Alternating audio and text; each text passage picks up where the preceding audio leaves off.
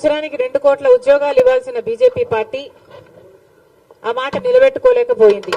20 కోట్ల ఉద్యోగాలు ఇస్తామన్న BJP party మన రాష్ట్రాన్నే కాదు ప్రతి రాష్ట్రాన్ని, దేశంలోని ప్రతి రాష్ట్రాన్ని మోసం చేసిన పార్టీ, యువతను మోసం చేసిన పార్టీ బీజేపీ పార్టీ. మన దేశంలో నిరుద్యోగ సమస్య ఇంత తీవ్రంగా ఉంది కాబట్టే కాంగ్రెస్ పార్టీ ఈరోజు నేషనల్ లెవెల్లో యువకులకు న్యాయం చేయటానికి మేనిఫెస్టోను రిలీజ్ చేసింది. మొన్న రాహుల్ గాంధీ గారు, కాంగ్రెస్ ప్రెసిడెంట్ ఖార్గే గారు కలిసి యువకుల కోసం రిలీజ్ చేసిన నేషనల్ మేనిఫెస్టో ఒకసారి మన రాష్ట్ర ప్రజలకు కూడా తెలియాలి కాబట్టి ఆంధ్ర రాష్ట్ర కాంగ్రెస్ పార్టీ అధ్యక్షురాలిగా ఈరోజు కాంగ్రెస్ పార్టీ నేషనల్ అజెండా యువత కోసం ఈ విధంగా ఉంది అని డిక్లేర్ చేస్తున్నాం. భర్తీ భరోసా అనే స్కీము కాంగ్రెస్ ప్రభుత్వము అధికారంలోకి వచ్చినాక 30 లక్షల ఉద్యోగాలను భర్తీ చేస్తుంది అని దేశంలోని యువతలందరికీ మాటిస్తున్నాం.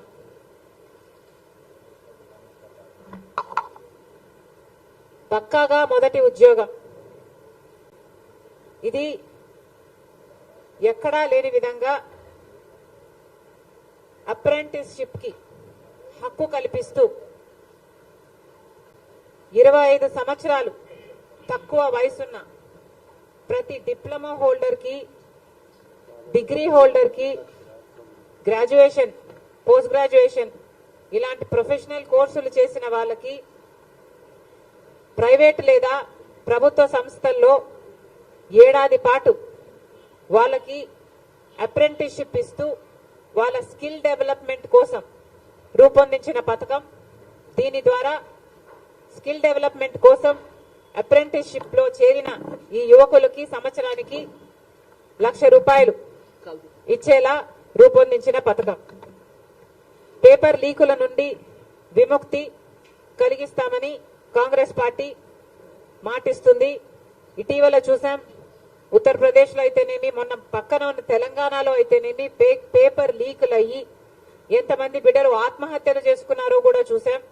ఇలాంటివి కాకుండా ఉండడానికి కట్టుదిట్టమైన భద్రత, కఠినమైన కొత్త చట్టాల ద్వారా పేపర్ లీకులు అన్నది జరగకుండా ఉండేటట్టు చూస్తామని కాంగ్రెస్ పార్టీ మాటిస్తుంది.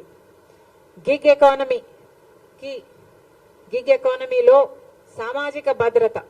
గిగ్ ఎకానమీ అంటే అమెజాన్, జొమాటో లాంటి డెలివరీ బాయ్స్ అయితేనేమి, ఊబర్, క్యాబ్స్ లాంటి డ్రైవర్లు అయితేనేమి, ఇలాంటి వాళ్లకు సింగిల్ జాబ్ ఓరియంటెడ్ గా పనిచేస్తున్న వాళ్ళకి ఈరోజు ఏ మాత్రం భద్రత లేదు. మొన్న చూసాం, ఒక అబ్బాయి డెలివరీ చేయడానికని వెళ్తే డెలివరీ చేసిన తర్వాత బయటికి అపార్ట్మెంట్ నుంచి బయటకు వస్తున్న క్రమంలో కింద పడితే, బాల్కనీ నుంచి కింద పడితే ప్రాణం పోయింది. కానీ ఆ అబ్బాయికి కనీసం ఇన్సూరెన్స్ కూడా ఇవ్వలేదు ఆ కంపెనీ.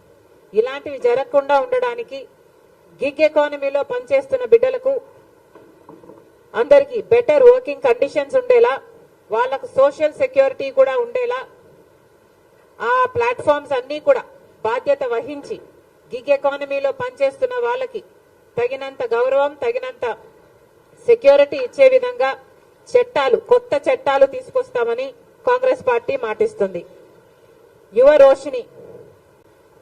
రోషిని ద్వారా 5,000 కోట్లతో ఒక కార్పస్ ఫండ్ ఏర్పాటు చేస్తామని, దీని ద్వారా 40 సంవత్సరాలు కంటే తక్కువ ఉన్న వారికి వారు ఏదైనా ఉద్యోగాలు ఏదైనా చిన్న స్టార్టప్లు చేసుకోవాలంటే వాళ్ళకి ఫండ్ ఇస్తామని కాంగ్రెస్ పార్టీ మాటిస్తుంది.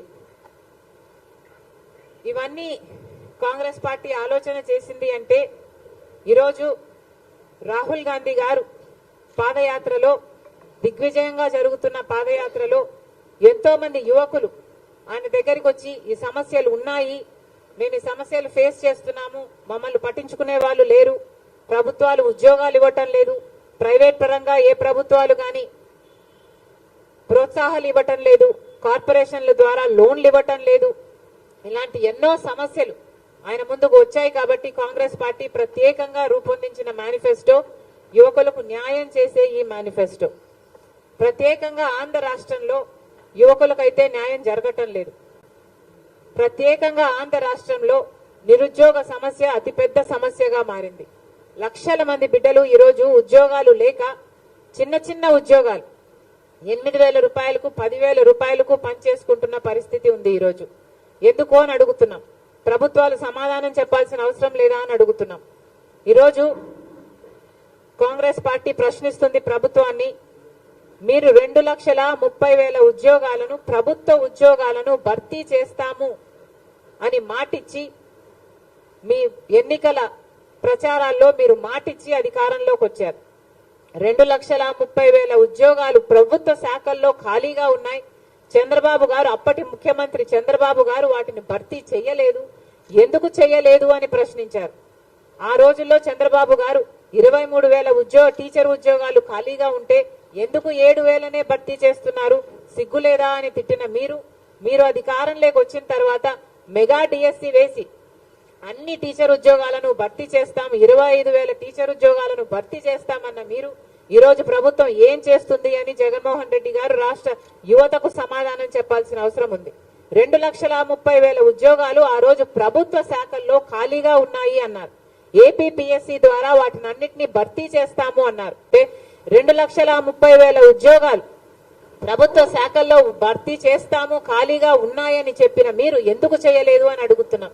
కనీసం మీరు చేయకపోగా, బిడ్డలకు సమాధానం ఇవ్వకపోగా ఈరోజు మెగా డిఎస్సి వేస్తామని చెప్పిన మీరు 2,30,000 ఉద్యోగాలు ఒక పక్క వేయకపోగా ఈరోజు 23,000తో మెగా డిఎస్సి వేస్తారు అని 5 సంవత్సరాలుగా పిల్లలు ఈ రోజు వరకు ఎదురు చూస్తూనే ఉంటే ప్రభుత్వం ఈరోజు చేసింది ఏమిటి అంటే ఒక దగా డిఎస్సి 6,000 ఉద్యోగాలతో ఒక దగా డిఎస్సి విడుదల చేశారు. ఇది ఎక్కడి న్యాయం అని అడుగుతున్నాం. ఆ రోజు 7,000 ఉద్యోగాలు చంద్రబాబు విడుదల చేస్తే టీచర్ ఉద్యోగాలు సిగ్గులేదా అని మీరు తిట్టారు. మరి మీరు 6,000 ఉద్యోగాలే భర్తీ చేస్తున్నారు అంటే, దానిల కోసమే మీరు పరీక్షలు నిర్వహిస్తున్నారు అంటే, అంతకే మీరు నోటిఫికేషన్ ఇచ్చారంటే, అది కూడా ఇంత ఆఖరి మూమెంట్ లో ఇంకా ఎలక్షన్లు 2 నెలలు ఉన్నాయి అనంగా మీరు విడుదల చేశారు అంటే మీకు ఏం చిత్తశుద్ధి ఉంది అని అడుగుతున్నాం. ఇన్ని రోజులు ఏం చేశారు? 5 సంవత్సరాలుగా ఏం చేశారు? మీకు ఆ రోజే తెలుసు 2,30,000 ఉద్యోగాలు ఖాళీగా ఉన్నాయి, భర్తీ చేస్తాము అన్నారు. మీకు ఆ రోజే తెలుసు 23,000 ఉద్యోగాలు టీచర్ ఉద్యోగాలు ఖాళీగా ఉన్నాయని తెలుసు. మరి 5 సంవత్సరాలు మీరు ఇవ్వకపోగా లాస్ట్ 2 నెలలు ఇచ్చారంటే మరి ఇన్నేళ్లు ఏం చేశారు? మీరు గుడ్డి గుర్రాలకు పళ్ళు తోమారా? రాష్ట్ర ప్రజలకు సమాధానం చెప్పాలి, మన బిడ్డలకు సమాధానం చెప్పాలి. ఎంతమందికి ఉద్యోగాలు ఇస్తున్నారు? ఈరోజు ఉద్యోగాలు లేక బిడ్డలు ఆత్మహత్యలు చేసుకుంటున్నా పట్టించుకునే వాళ్ళు లేరు. మేము కాంగ్రెస్ పార్టీ దానికి విరుద్ధంగా, మీ చర్యలకు విరుద్ధంగా మేము ధర్నా చేయాలని అనుకుంటే ఏం చేశారు? ఎంతమంది కాంగ్రెస్ పార్టీ నాయకుల్ని ఎంతమంది ఎక్కడికక్కడ హౌస్ అరెస్ట్లు చేశారు. అసలు ఒక ప్రోగ్రామ్ గా తీసుకొని ఒక యువకులంతా, యూత్ కాంగ్రెస్ అంతా, ఎన్ఎస్యుఐ అంతా మొత్తం అందరూ కలిసి చేస్తే ఎక్కడికక్కడే అరెస్టు చేశారు.